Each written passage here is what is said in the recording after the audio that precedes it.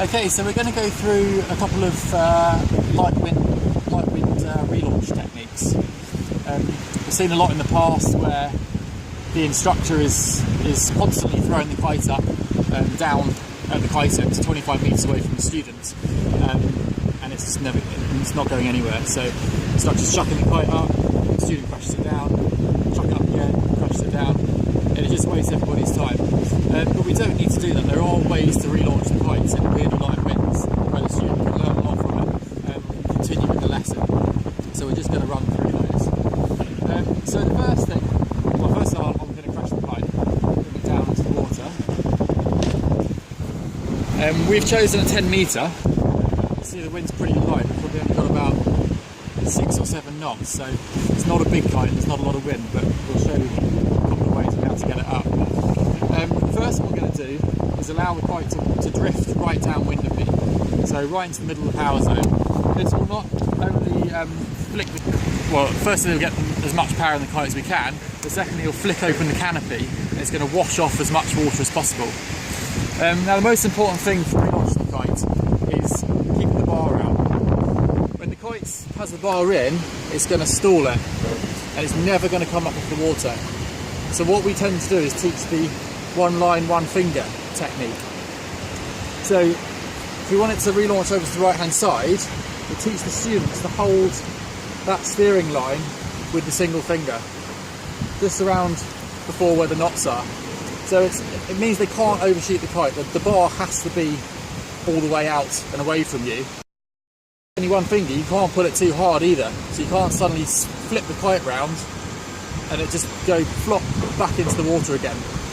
So once it's full of as much air as we can, much wind as possible, we're going to hold that line, just let the kite drift to the edge of the wind window. Hopefully you've got enough wind.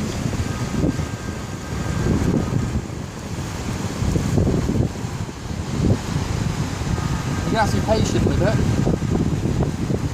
really patient.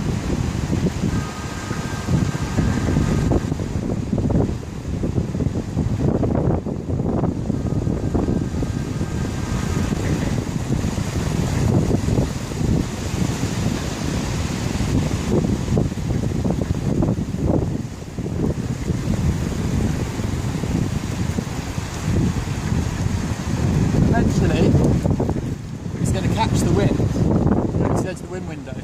Now I haven't touched the bar yet. We can teach the students to fly the kite all the way up to 12 o'clock with just your finger on the bar without actually grabbing this. So that way you can't overshoot the kite, you can control it all with your hands and it'll allow the water to just drain off the kite as it comes up away from the sea. Now it's going to be heavy when it's up there. It's covered in water and it's probably going to weigh 2 or 3 kilos more than if it's dry. So as I always say to the students, as soon as you've got up to 12 o'clock, get both hands on the bar and just move it from side to side for 30 seconds or so. And you'll see a stream of water coming off the wingtip.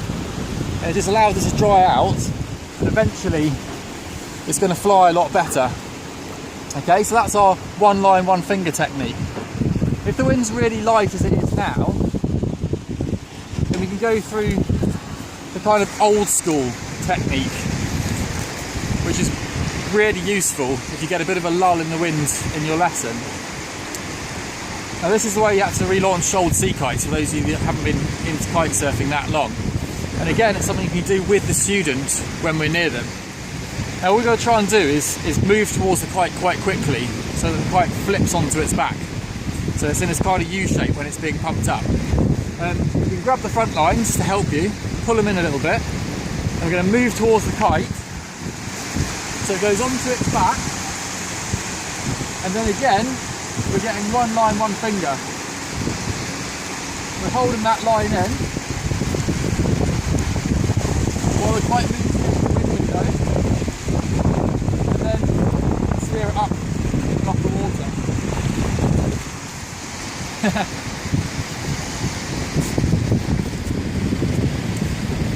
So you'd normally relaunch it probably a little bit closer in from the edge of the wind window, so trying to make as much use as we can of the light winds.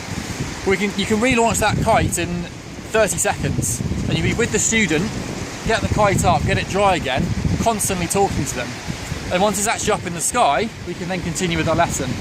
If we're 25 metres away shouting or trying to tell them with our voice what to do, they're never going to hear anything, they're going to get frustrated. If we teach them these techniques, not only can we carry on with the lesson, but they can actually use these when they're out in light winds themselves.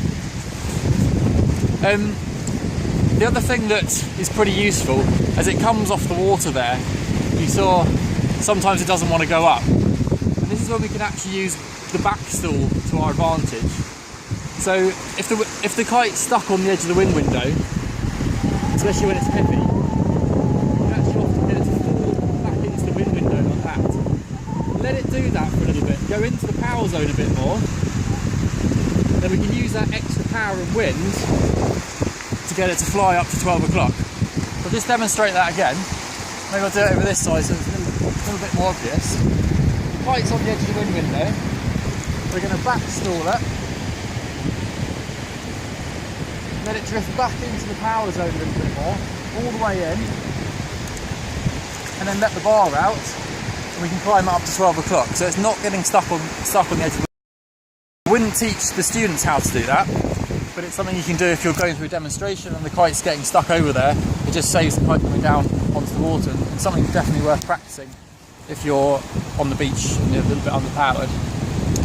Now finally, if the wind is pretty light like it is today, we're struggling to get the kite up, then we can go to the last resort, which is going down to the kite and chucking it up in the air. And what I would try and do as an instructor, especially if you've got more than one student, is teach the other student in the class how to do this.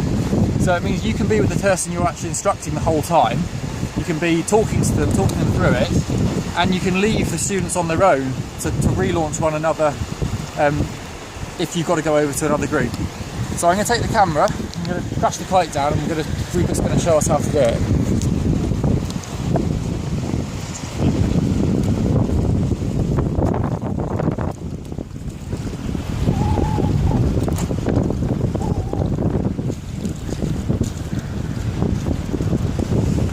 Okay, so best thing to do is drop it into the power zone a little bit more than you'd normally launch the kite. So we want to get a bit of wind into that if possible. You see he's holding the kite in front of him, one hand on the leading edge, one hand on the leading edge, but behind it. You see he's literally just going to throw it across the power zone. Alright, ready? So it's catching the wind, it's getting the wind to fly into the canopy so it flies properly, and I'm letting it fly forwards 2 or 3 meters to get some actual power into the kite before trying to steer it up to 12 o'clock, and I'm not letting it zip off over to the edge of the wind window and just drop out the sky. So that's the technique we'd use if we really have to, but 90% of the time you can relaunch the kite next to the student with that line or flopping it onto its back, which saves a lot of hassle and certainly a lot of energy.